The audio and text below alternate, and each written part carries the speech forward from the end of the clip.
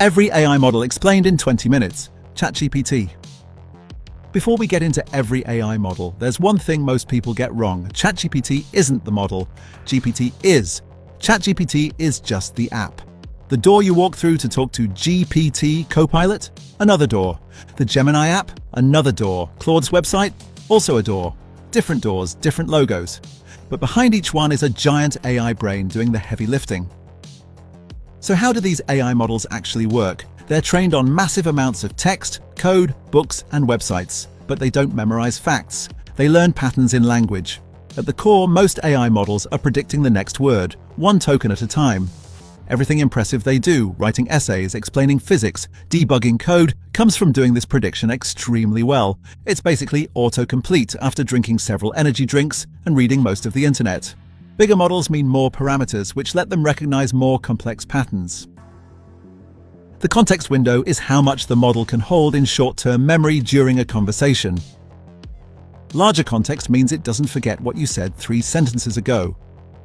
Some newer systems include reasoning models. These pause to think before answering, which makes them slower but much better at math, logic, and multi-step problems. Now to GPT itself. The current flagship is GPT 5.2. Well-rounded, multimodal, handles writing, analysis, coding, images, and voice. It's designed to do a lot of things well rather than one thing perfectly, and honestly, that used to be enough to stay on top. But in 2026, being a generalist is harder when specialists keep getting better. The O series is a separate branch focused purely on reasoning, slower but dramatically better on hard problems. Inside the ChatGPT app, several models work together. Image generation is DALL-E, video is Sora. The app bundles everything into one interface so users don't worry about what's running behind the scenes. Where GPT stands today, it's no longer the undisputed king. Gemini often leads benchmarks. Claude dominates coding. GPT's real advantage is ecosystem, hundreds of millions of users, massive plugin library, and the model most third-party apps build on. OpenAI also ships updates constantly. GPT-5 launched mid-2025. 5.1 followed shortly after. 5.2 dropped in December. The numbering gets confusing even for people paying attention. That's actually a feature. Improvements land faster than any other app. You just have to accept you'll never feel fully caught up. Gemini, Google. Gemini is quietly catching up to GPT and in some areas pulling ahead. Google's flagship Gemini 3.1 Pro leads several major benchmarks. On AIME 2025, a competitive math exam used to test AI reasoning, Gemini 3 Pro scored around 95%. Across general benchmarks, the 3.1 Pro version leads 13 out of 16 major tests according to Google DeepMind. But raw performance isn't Gemini's biggest advantage. Integration is. Gemini is built into Gmail, Docs, Sheets, Search, Android, and Maps. If your life runs on Google, Gemini already knows your context, summarizing emails, writing documents, analyzing spreadsheets, all inside apps you already use. Gemini 3 Flash is the speed variant, 90 to 95% of Pro's capability, but much faster and cheaper. For everyday tasks, Flash is often the smarter choice. Gemini also shines at multimodal understanding. Tradespeople like mechanics can photograph a part and get an instant ID, faster than flipping through manuals or digging through forms. Its context window handles up to 2 million tokens. You could paste an entire novel and ask it to analyze themes, summarize chapters, or find contradictions in one pass. There's a trust question worth mentioning. Google's main business is advertising, so some wonder about bias. In practice, there's no measurable evidence of it in factual queries. I've used Gemini heavily for research and haven't noticed anything steered, but it's worth being aware of, the same way you'd think twice about getting restaurant reviews from someone who owns a restaurant. Claude Anthropic. Claude is the specialist, especially for coding and deep analysis. The flagship is Claude Opus 4.6, released February 2026 with a 1 million token context window in beta, 128,000 output tokens, and adaptive thinking. Widely considered one of the best models for coding, reasoning, and large-scale analysis. Below it sits Sonnet 4.5, the mid-tier workhorse. Roughly 80% of Opus's power, much faster, much cheaper. Opus is the research lab. Sonnet is the reliable engineer who shows up every morning. The coding advantage is real. Claude tops benchmarks like LiveCodeBench and SweBench, tests that measure real-world software understanding, not toy problems. In developer communities, it's the first recommendation for coding help. It's also excellent at long document analysis, contracts, research papers, entire code bases, returning clear, structured summaries instead of scattered answers. Claude's tone sets it apart too. It's described as the least sycophantic major model. If your idea is flawed, it'll tell you why. I personally prefer that. If I wanted someone to tell me all my ideas are great, I'd talk to my mom. The limitation? Weaker multimodal features, no native image generation. Text and code specialist, not a generalist. Grok, XAI. Grok 4 is XAI's flagship. Multimodal 256,000 context window generates images and video through Grok Image. There's also Grok 4 Heavy. Using multiple agents for complex reasoning, though at $300 a month, it's not for casual use. Grok's biggest edge is real-time X integration. It pulls trending discussions, summarizes breaking news, and analyzes public sentiment faster than models relying on web crawling. In head-to-head comparisons, Grok ranks very high, mostly for its conversational tone. It feels natural, relaxed, more like chatting with a person, sometimes so friendly you forget it's AI, until it replies instantly at 3 a.m. Great for casual use, though for serious analysis, some prefer models that push back more. There's also the free speech positioning. Grok answers questions other models might refuse. I think the honest take is, it depends on the question. For topics where other models get overly cautious, Grok is refreshing. For sensitive topics where caution exists for good reason, it's a trade-off. DeepSeek. DeepSeek R1 is fully open source. Download and run it yourself. No subscriptions, no usage limits. Your GPU might suffer, but your wallet won't. It's a massive model, hundreds of billions of parameters, but uses a mixture of expert design, so only a fraction activates per question. That keeps it fast, despite its size. Smaller distilled versions run on consumer hardware too. It focuses on math, coding, and step-by-step reasoning. Going head-to-head with GPT and Claude on technical benchmarks. Running it costs roughly 2.7% of GPT 4.0 pricing. DeepSeek R2 is rumored with around 1.2 trillion parameters, but got delayed. Reportedly because the CEO wasn't satisfied with performance and due to limited chip access. No confirmed release date. The catch? It's a Chinese company, so data privacy concerns exist, but you can run it locally. Data stays with you. The bigger story is what DeepSeek represents. Frontier AI doesn't need billion-dollar budgets anymore. Quick question, which of these models are you actually using right now? Drop it in the comments. And if this video is making all these AI names make sense, hit the like button. It genuinely helps the channel. Open source and local models. Llama, Quan, and more. Open source models mean full control. Download, run on your hardware, keep data private. No subscriptions, no API fees. Your AI, your rules, and your electricity bill. Llama from Meta kicked off this wave. A huge number of chatbots online are secretly Llama underneath. Llama 4 now comes in variants like Scout and Maverick, up to 400 billion parameters with a 10 million token context window. And even bigger versions are expected first half of 2026. Quan 3.5 from Alibaba is climbing fast. People running it locally on dual 3090s report performance close to Claude Sonnet, which is wild, especially strong at multilingual tasks. GLM5 from GPU.AI is one of the top-ranked open-source models. 203,000 context window, commercial-friendly license. Kimi K 2.5 from Moonshot excels at math and reasoning. 96% on AMI 2025. Available locally and through Perplexity. Mistral, built in France, punches above its size, especially strong with European languages. Many of these run on a gaming PC or MacBook with enough RAM. Tools like Ollama and LM Studio make setup easy. So that expensive GPU you bought for gaming, it has a second job now. And once you get a local model running, it changes how you think about AI. It's not a website you visit, it's a tool you own. No fees, no data leaving your desk. Works offline. That shift from renting to owning is bigger than it sounds. Perplexity, the aggregator. Perplexity is both a model maker and a model aggregator.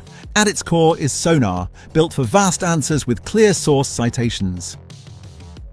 Unlike typical chatbots that rely only on training data, Sonar actively searches the live web and shows where the information came from. Instead of guessing, it actually brings receipts.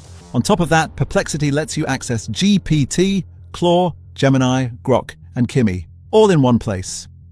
Instead of paying for each separately, one subscription gives you multiple models. It's basically the all-in-one bundle of AI. Like a streaming service, but for intelligence. The Sonar lineup is designed for different levels of work. The base version handles quick questions, while higher tiers go deeper with larger context and better reasoning. Whether you're doing a quick search or a full deep dive report, there's a mode for it without switching tools every time. There is a trade-off. When you use GPT through Perplexity, it's accessed through an API. You might not get features like custom GPTs, memory, or advanced voice. You're getting the brain, but not always the full personality. Perplexity is great for research and comparing models in one place.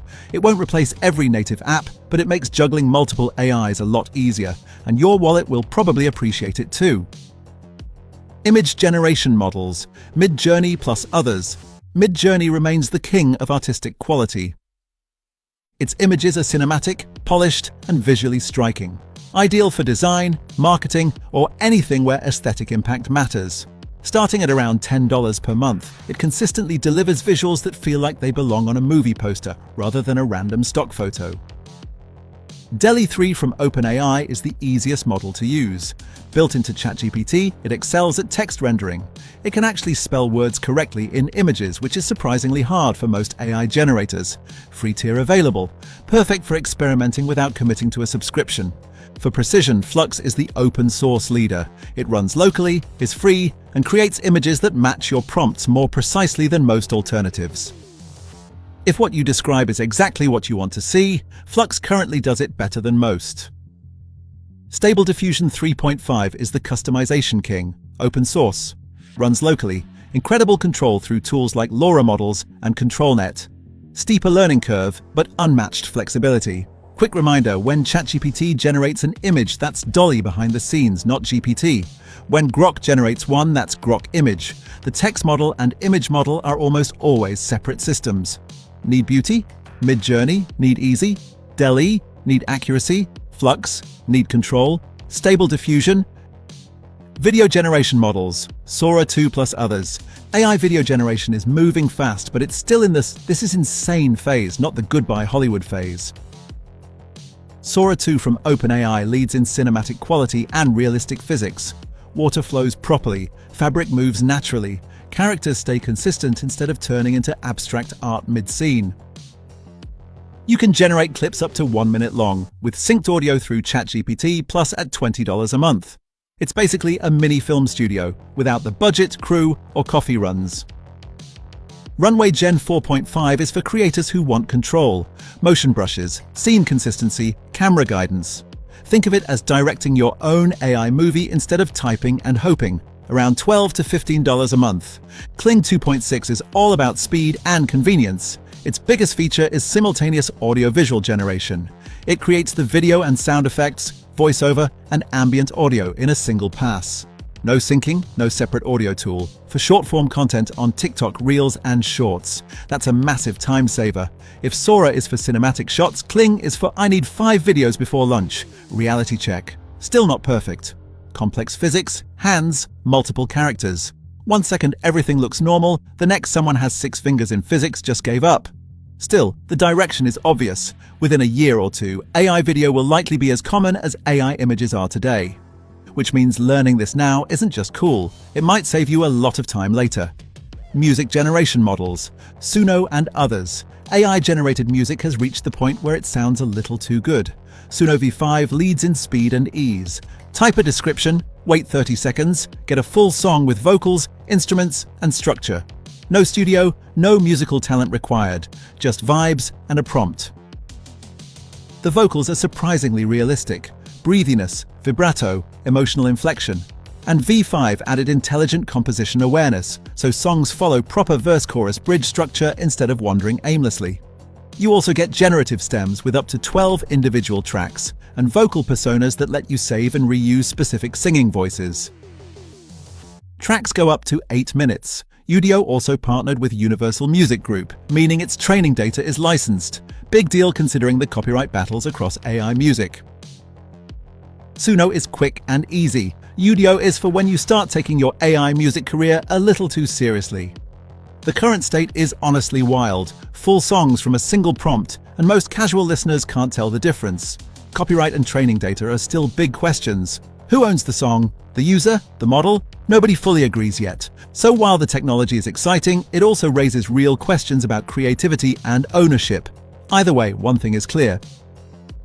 Your next favorite song might not come from an artist. It might come from someone typing sad song, rainy night, piano. AI agents, the next phase. The AI world is shifting from chat to agents. Systems that don't just give answers, but actually do the work. Instead of asking how to book a meeting or summarize a report, agents browse the web, execute code, manage files, and complete multi-step tasks on their own. AI just got hands, which is great and slightly terrifying. Early examples include OpenAI's Operator, Google's Project Mariner, and Anthropic's computer use features. Manus is purpose-built for this. It doesn't explain what to do. It doesn't.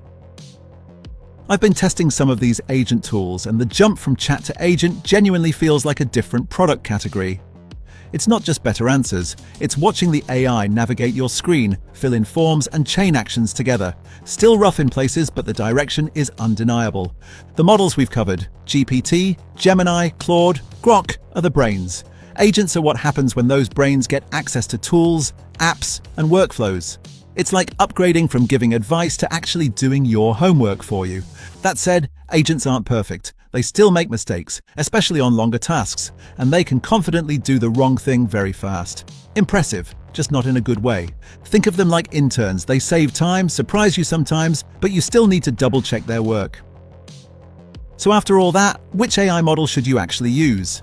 For everyday stuff, Gemini Flash is fast, free, and works great inside Google. GPT 5.2 is the all-rounder that does everything well, like that one friend who's good at literally everything, and it's a bit annoying. For coding, Claude's Sonnet 4.5 is the sweet spot. Opus 4.6 is for when your code starts looking like ancient hieroglyphics. For research, Perplexity. It shows sources. No more, trust me bro, answers. For real-time trends, Grok is plugged into Axe. For images, Midjourney for beauty, DALL-E for ease, Flux for accuracy, Stable Diffusion for control. For video, Sora 2 for quality, Kling 2.6 for speed. For privacy, run Llama, Qwen, or DeepSeek locally. Your data stays with you. The real trick? Don't marry one model. Use 2 to 3 for different tasks. Think of it like apps on your phone. You don't use one app for everything, unless you're still using Internet Explorer somehow. That's every AI model explained. From chatbots and image generators to music, video, and agents. Which model surprised you the most?